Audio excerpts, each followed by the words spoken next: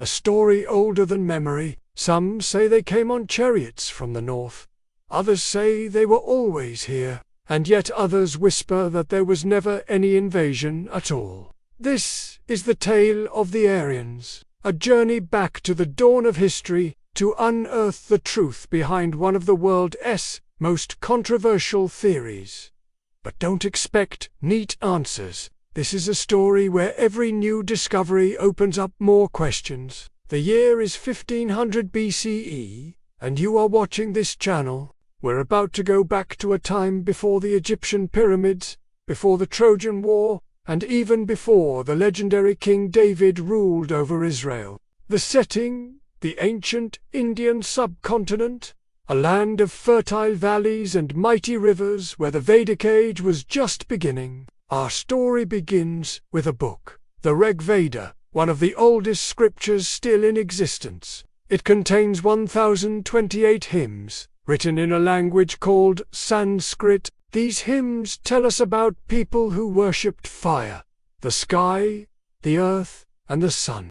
They sang of wars, fought with powerful weapons, of generous gifts, and a strong desire for order. They speak of two rivers, the Sindhu and the Sun, and mention gods like Indra and Agni, who may have been priests conducting rituals. The hymns talk about chariots pulled by horses, which suggests these people weren't just farmers. Many verses describe battles and raids, which has led some to believe that these people invaded other lands. But there's no single word for invasion or conqueror, no mention of armies crossing borders.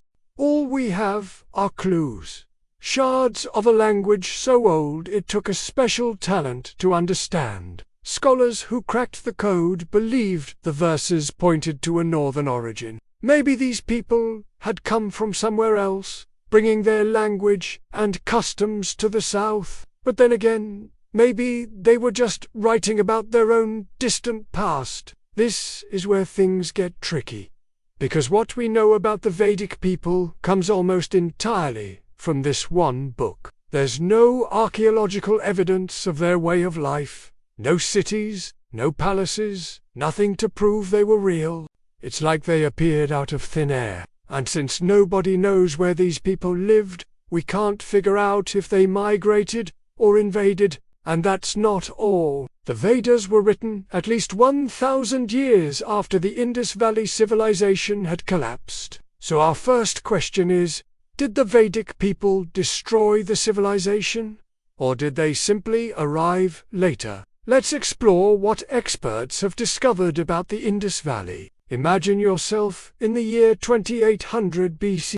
You're in a city, much like today's Mumbai or Karachi, where 7-story buildings made of dried mud bricks line straight, grid-like streets. Water flows through underground pipes and sewage drains, keep the city clean. You can buy bread in the marketplace, then take a bath in a public bathroom with running water. And after dark, you might catch a movie in the city's giant open-air theater. In fact, everything about this city feels strangely familiar. The Indus Valley civilization spanned much of what's now Pakistan and northwest India. At its peak, it boasted several cities with advanced architecture, plumbing, weights and measures, even a written script. Archaeologists are still trying to decipher it. The civilization thrived for 1,000 years until suddenly, around 1900 BCE, everything changed. The big cities were abandoned. Craftsmen stopped making fine jewelry. Farmers gave up growing cotton and wheat. Instead of giant public baths, they dug ordinary household latrines. Trade with Mesopotamia ended and villages became smaller, poorer, and more crowded. But here's the thing. There's no evidence of war.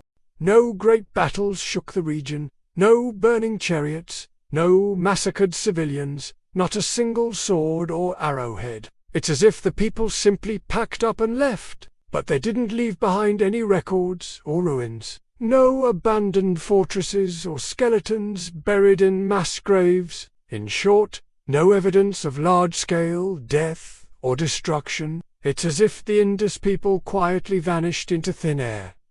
So why did their civilization collapse? Was it climate change, disease, natural disasters, or perhaps invaders from the north? Could they have been the mysterious Aryan invaders?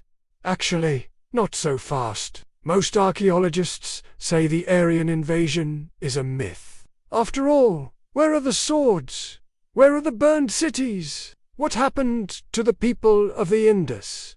Did they flee to the mountains? If so, where are their settlements? Why did they abandon their beautiful cities and highly advanced technology? Perhaps they simply adapted to changing times, turning skilled engineers into wandering herders, turning master builders into weavers and potters. Maybe the mighty civilization didn't end with a bang, but rather a whimper as people sought better lives in smaller communities. But then again, let's not forget the similarities between the Vedic texts and the Indus Valley. Both revered the sacred rivers. Both used horses and traded with Mesopotamia. Both kept cattle and worshipped a sky god. Clearly, the two cultures weren't totally separate. Maybe the Vedic people weren't outsiders at all. Maybe they grew up right here on the subcontinent, but only adopted the culture of the Indus people after it fell apart. So, who were the Vedic people? Were they outsiders or locals? If outsiders, where did they come from? And if locals, why do the Vedas claim they came from the north? Well, unfortunately, there are no archaeological answers. The only clues we have come from the 19th century, when Europeans began searching for India's lost origins. Let's travel back to 1813 and meet Sir William Jones, an English judge who loved Sanskrit. He noticed similarities between Sanskrit and European languages, including Latin. This led him to propose a sensational idea. All these languages had a common ancestor, a language he called Sanskrit. That meant the Vedic people must have migrated into India from somewhere else. And since Sanskrit and Latin shared many words, Jones believed these people had come from Europe. Over the next few decades, other scholars jumped on Jones's theory. In 1861, German philosopher Max Müller labeled these Vedic ancestors Indo-European, linking them to the ancient Persians and even modern Iranians. According to this theory, around 1500 BC, nomadic tribes from Central Asia entered the Indian subcontinent, bringing their language and customs. They mixed with local populations, but also conquered and enslaved others. In short, they brought Vedic culture to the Indus Valley,